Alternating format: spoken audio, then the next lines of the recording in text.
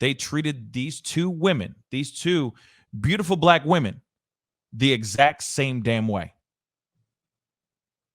And you're telling me that the common denominator is not Bridgeport Police Department acting a damn fool out here in these streets? Pascal. There's some more information revolving around Lauren Smith Fields, or the case of Lauren Smith Fields. And the plot is getting thicker. I told y'all something was going to be going down. Okay? I told you something was going to go down. Some of y'all who don't know, Lauren Smith Fields was on a Bumble date with an older white male. They make it sound like he was like old as dirt, but he wasn't. He was in his 30s.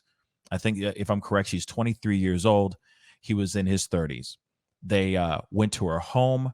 They were kicking it, having a good old time, drinking some tequila and all this stuff. Now, the guy that she had to date with, Matthew LaFountain, says she got up to the bath and went to the bathroom to vomit, came back and continued drinking, right? As she continued drinking, she's doing her thing. She gets a text message. She goes outside for a little bit, comes back in, and goes into the bathroom for 10 to 15 minutes. She comes back, sits down, chops it up with him, watches this movie. They're drinking their tequila drinks. She passes out on the couch. And I'm sorry for the quick, I'm just giving you guys a recap so you know exactly who I'm talking about. So he picks her up. He scoops her up like a superhero, right, from the couch, takes her into the bedroom, and he lets her go to sleep. Now, he says he went to bed with all of his clothes on. Let me repeat that again. He went to bed with all of his clothes on, y'all. Shared the bed with her, went to bed, got up with all of his clothes on still. At 3 o'clock, he said as he went to go to the bathroom to drain the main vein, he saw that she was snoring. She was laying on her side, snoring. Okay, so she was getting that deep sleep. You feel me? All right. He comes back. He goes to sleep. He wakes up around 6:30, and that's when he sees blood coming out of her nose, and she is dead. He calls the cops. The cops come in. They go, oh, well, he seems like a nice guy, and they let him go. He kicks rocks. Not a person of interest. He kicks rocks. This story breaks, okay? In December, we talked about this around that time. Families upset. Families wondering what the hell happened to their loved one, to their daughter. They're saying that their daughter's not someone who is into drugs and doing all this crazy stuff. Beautiful, young black woman who I guess wanted to be on IG and all that stuff. Family wanted to be an IG model, an influencer and whatnot. They're all sitting here saying, like, what the hell happened to their daughter? Now, this man, still to this day, is not a person of interest. He is not a suspect. He ain't done not the dumb thing. They're not worried about him. They're saying he's a nice guy, and they just let him go. Okay? Ridiculous, right? Now, when the parents went back, the family went back into her home after the cops had shown up and did their due diligence and getting all the evidence and stuff. They left a lot of stuff behind, like cups that had liquor in it still, a pill, an overturned plate, a used condom, and some lube that was out. But this man says that there was no activity of that kind, of the carnal nature. All right? There was no activity like this. That he slept in the bed with her, with fully clothed, and that he saw no hanky-panky or nothing weird from the time that he put her in the bed and the time that he woke up and found her dead in the bed. That is very strange, right? Now, let's talk about the police here. The POPO, 5-0, all right? They're out here. They're doing everything they can. They're doing everything they can from what they say to get down to the bottom of this. But they treat this as a open and shut case, like she just OD'd and that's the end of the story. The detective that was spearheading this investigation treats the family like absolute trash. They're calling to find out what's going on with their kid or what happened to their kid. They're trying to get more pieces of information. They're trying to piece the information together. They're doing everything they can to try to help law enforcement get closer to the truth. Because if it is an OD, then it's an OD. But if there's foul play, then there's foul play. But this particular detective says, F you, quit calling me, hangs up on the family on the phone. Well, a few days later, that detective gets taken off of that case because of what he has done, because his lack of following procedure when it comes to covering this particular case. Interesting, right? Interesting. So now, the reason why I say all this is because this is very important, because I'm about to drop something to you that is wild. All right? No lie, this is wild. They brought in another detective to spearhead this case, a new guy. Okay? The other one was put onto another assignment. Now we got new information.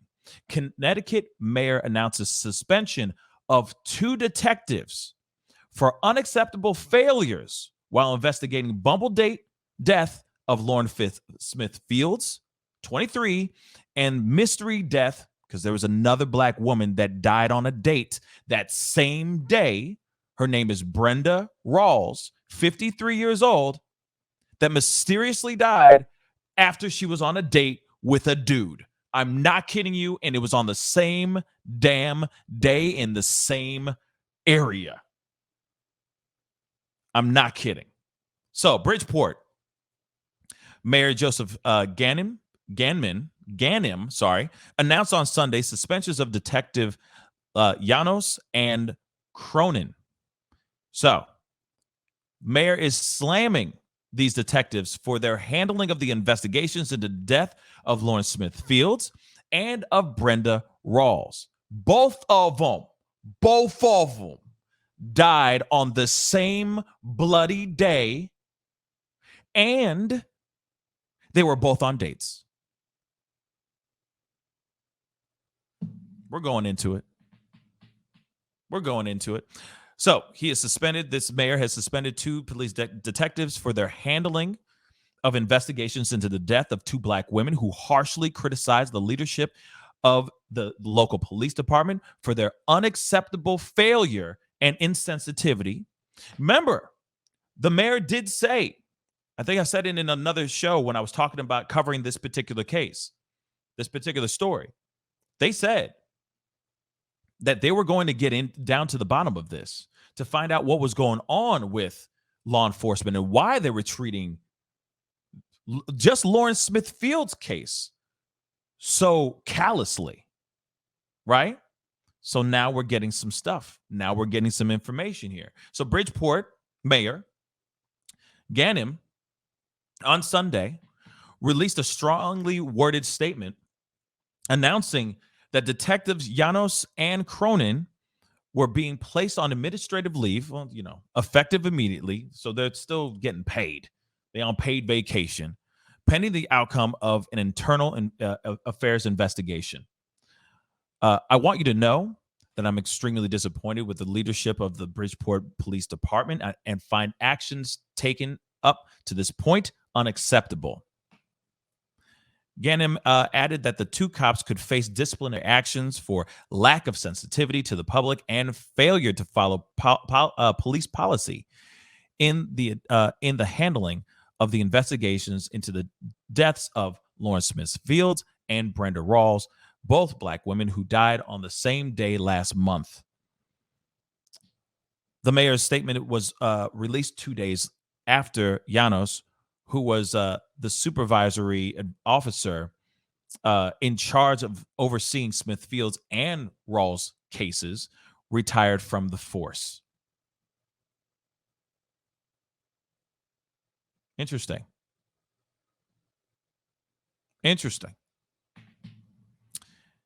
It is unclear at this time if Llanos' departure means that he will no longer be subjected to the internal probe or any potential disciplinary measures. Let me just say this really quick. Let me make sure that this is crystal clear. The mayor's statement was released 2 days after Llanos, who was the supervisory officer in charge of overseeing both cases, retired from the force.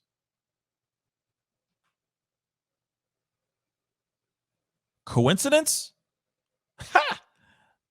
I don't think so. So, of course,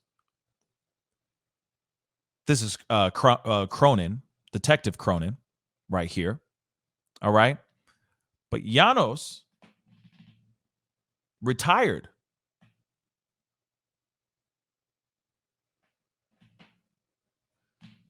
He dipset. Before the statement came out. You don't see that? I hope everybody's seeing this. I mean, you can land a plane on this. It's so big and obvious. Something's not right. I'm sorry. I'm going to say it. I don't give a damn. Something's not right. These two women died on the same damn day. Same area. They were on dates and they both died, and both police department and those detectives treated it the exact same way. Gave zero damns. But then how convenient that they suddenly just, one of them says, I retire, perfect timing. No, it is too obvious that you did something wrong. These are the same detectives that were saying, don't call us anymore. Quit calling me about your daughter. Real bloody talk. Don't you think that's a little weird? That they just suddenly retire. One of them suddenly just drops out of the sky and says, I'm retiring. It's about that time. It's time to get that watch and that pension. I'm done. Okay. Well, as you see, because I know some of us have never seen Brenda Rawls, right? Because that's a new story. That's a new developing story. But Brenda Rawls is right here. And here is Lauren Smithfields, just in case you didn't know. All right. Both of them died on the same day after going on a date. They were going on dates. I don't know where Brenda Rawls got her, was who she was on a date with. I don't know if she was using Bumble as well, but she was on a date with a man, and that person, and she ended up dead as well. And like I said, Carta, exactly. The math ain't mathing for me on this, y'all. I'm going to pull this up here real quick.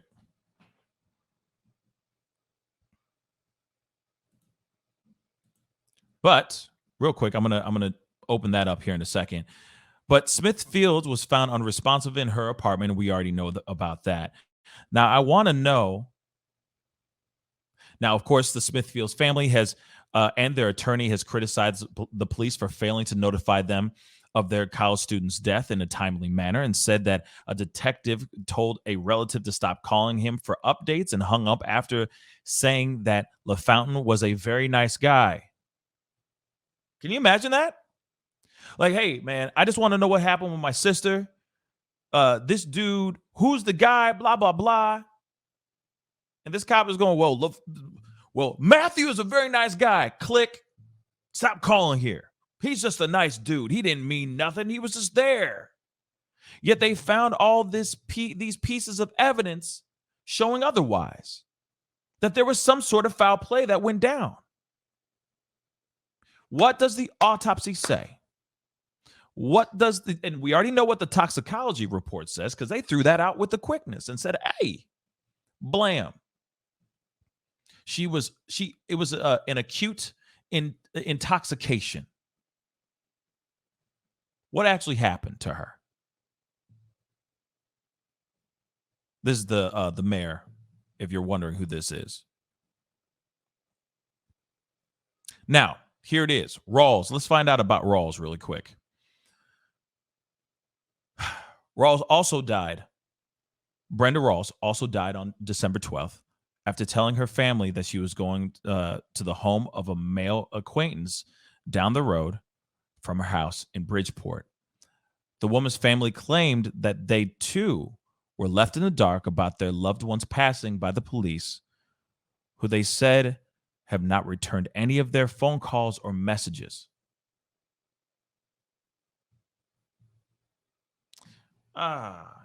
This stuff breaks my heart, y'all. Imagine you just want to know some information about your loved one, and they're not even letting you know anything. The fact that they didn't even tell them about the passing until later, like, come on, man. Come on. It just breaks my heart, man. And they're calling and they're wanting to know more stuff, and they're not even telling them anything. They said they learned that Rawls had died only when they contacted the state medical examiner after 2 days. What? But you see what I'm saying, though? This is the kind of stuff. This is a problem. What's up with Bridgeport Police Department? What's up with the Bridgeport Police? Who does that? That is a human life. That angers me so much. More than 7 weeks later, Rawls' family are still waiting to learn her cause and manner of death. Why? Because you don't give a damn about a black woman's life?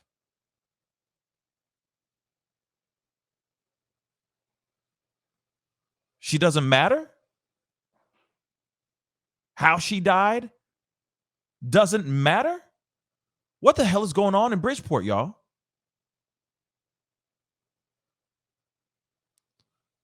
Families of both women attended a rally in Bridgeport on Sunday, which would have been Smithfield's 24th birthday, to demand accountability for the police and the city.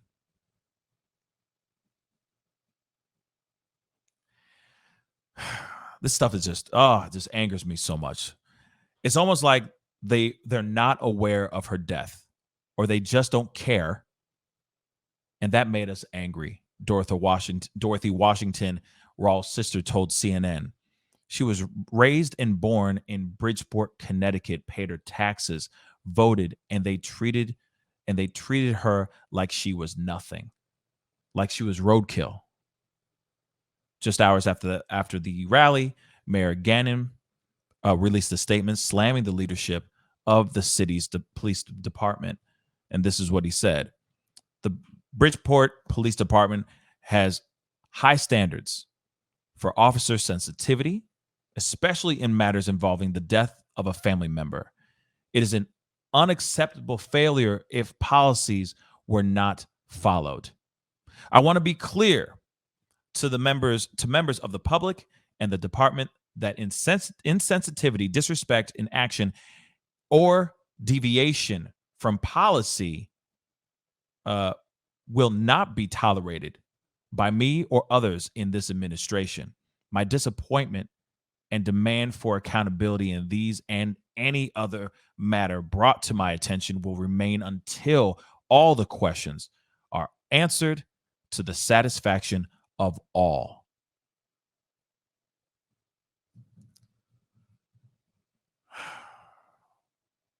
Let's look at this video real quick. Bridgeport Police now opening a criminal investigation. News 8's Lauren Linder live at Bridgeport with the very latest. Lauren. Lisa, this is what the family of Lauren Smithfield has been waiting for, this criminal investigation. It will be led by the Bridgeport Police Department's Narcotics and Vice Division with the help of the Drug Enforcement Administration. Question is, was she a willing participant in the taking of the fentanyl? Or is there any potential that she was drugged? Bridgeport City Council member Maria Pereira represents the district where Lauren Smithfields lived. She has more questions than answers after learning the autopsy results.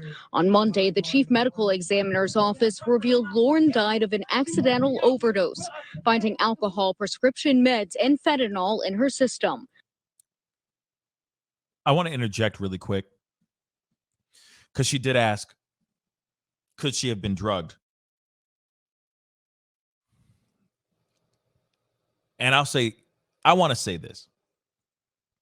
Most definitely she could have been drugged. Think about when she went to the bathroom to vomit. There wasn't anything in the drinks that could have caused her to get sick to the stomach, thinking that she's fine, came back and just continued drinking. Now, I know a lot of people that do that boot and rally thing. They'll go, do their thing, come back. I'm Gucci. Let's go. Let's get some shots. Hey, you never know, right? You never know. But for the fact that people are still, there was drugs in her system. There was a lot of different types of things in her system. You don't think that dude was just trying to do a little something? Was he the one who brought in the bottle of liquor? Was he the one who brought in any of it? But none of this police department is even doing what they need to do. They're not even doing their due diligence to see what the hell is going on here.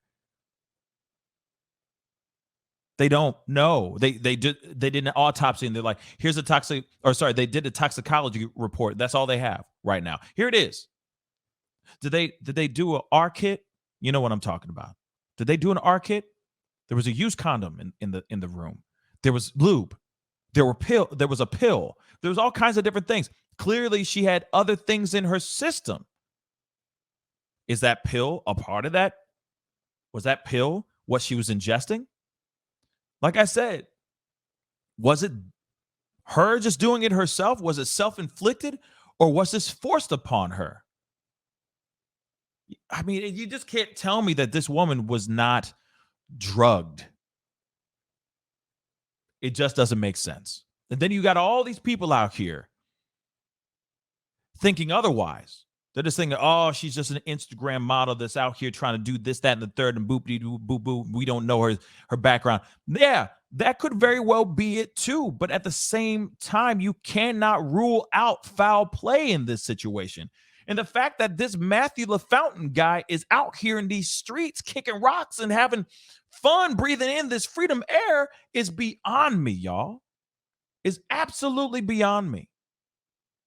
That man should be brought in and questioned till his throat is just dry.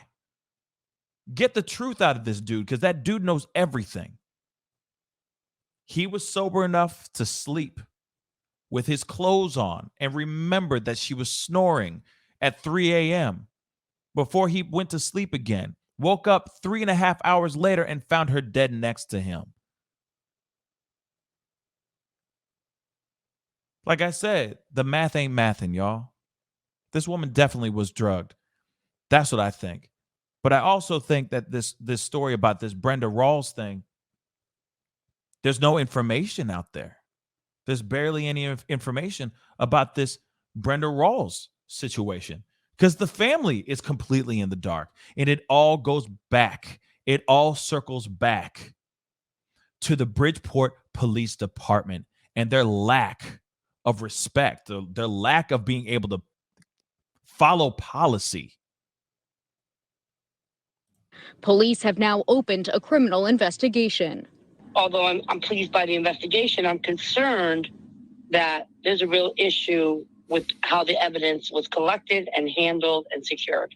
According to the police report, a man Lauren met on the dating app Bumble told officers he woke up next to Lauren to find blood coming out of her nose and her not breathing. It says the man told them Lauren got sick while they were drinking the night before.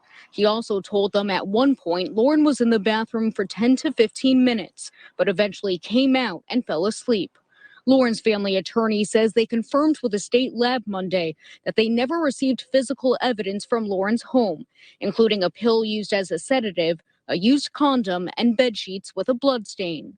Generally, some of that incidental items that are there paint the picture and go towards the story, but evidentiary value to specifically document everything that is there may or may not be done. Former Fairfield Police Chief Gary McNamara says when it comes to collecting physical evidence when first responding to an untimely death and securing the scene, they're looking for signs of foul play and illegal items. Bridgeport Police Chief Rebecca Garcia said in a statement they are now refocusing their attention and efforts to the factors that led to Lauren's untimely death. Now, is it too late? You see what I'm saying? Is that too late? Because the space has already been tampered with. Cops have already been in there. They grabbed some things. Other family members have been in and out of that place, of course, doing their own investigations and whatnot. Is it too late? You know that the individual died as a result of drug use. It's very difficult to establish that initially if you don't have outward signs of drug use. Pereira just hopes in time the family and community get some conclusions. They just want to know the truth. And I'm going to be honest with you, I don't know if we're ever going to get the truth. Now, I reached out to the attorney for the family of Lauren Smith Fields, as well as the family themselves, for comment on these developments on this criminal investigation, but have not heard back at this time.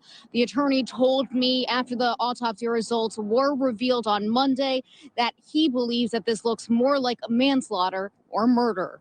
For now, reporting live in Bridgeport, Lauren. Interesting. Now they're saying that it looks more like a manslaughter than her actually ODing or anything of that sort. But hey, welcome to the world that we live in. They were so quick to throw out, toxicology report. See, she's a drug addict. She likes to do bad things. There's a possibility of that too. I'm not going to sit here and say that that's not, I'm not going to rule out that possibility, but the fact that everything else isn't coming together, and the fact that they haven't done their due diligence to bring in this person of interest, which is the man that claims that he was fully clothed with this girl in her bed, saw her in her last moments of life on this planet. The fact that they're not bringing him in blows my mind. Then you look at this other story about this Brenda Rawls, 53, 52-year-old woman. And it just makes you wonder.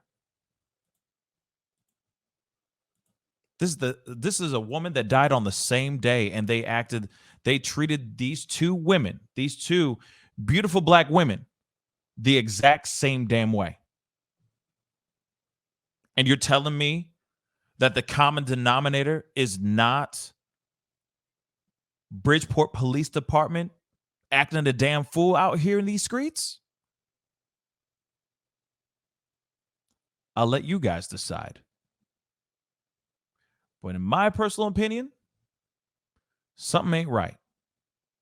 Bridgeport got a corrupt police department, and they need to fire everybody in that department and rehire some new cops and teach them the right way, because this is disgusting and heartbreaking.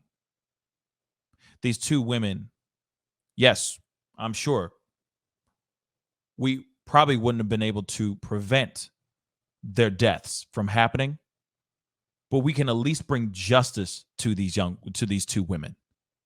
We can at least bring justice to these women by following procedure and staying respectful to the families that are sitting there grieving and wanting to know what happened to their child. Bridgeport Police Department is covering something for Matt LaFountain and the other guy that they have not even identified, by the way, of whoever was there in the last moments that Brenda Rawls died. Like I said, the family still does not know right now as we speak. They still don't know the cause of death, the manner of death. They don't know anything about how and why she died. Isn't that a scary thought? I don't know about y'all, but that terrifies the hell out of me. And the only people that actually have the information that can give you a little bit of closure on what happened to your loved one are the people that actually protect and serve you. What kind of ish is that? Unbelievable, y'all. Unbelievable. I pray that we get justice for both of these women. I really do. My mind is still blown on this whole story, on both of them now. They're going to try to paint Lauren Smith Fields as a drug addict. And they're probably going to try to paint Brenda Rawls as something else to help with their narrative. So it seems like whoever they were on dates with are innocent. But like I said,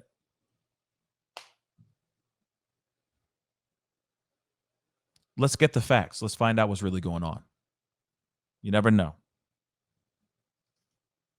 With all due respect to Lauren Smith Fields' family, she could have been somebody who just liked to party from time to time and did some recreational drugs. That could very well be it too, but we've already entertained that thought.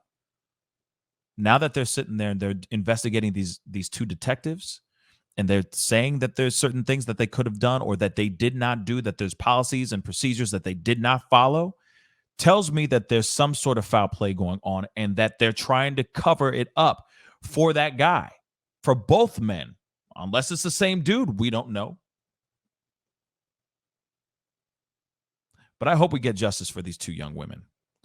And I hope we get them with the quickness. And the only way we get more justice is if we talk about it. We bring it up.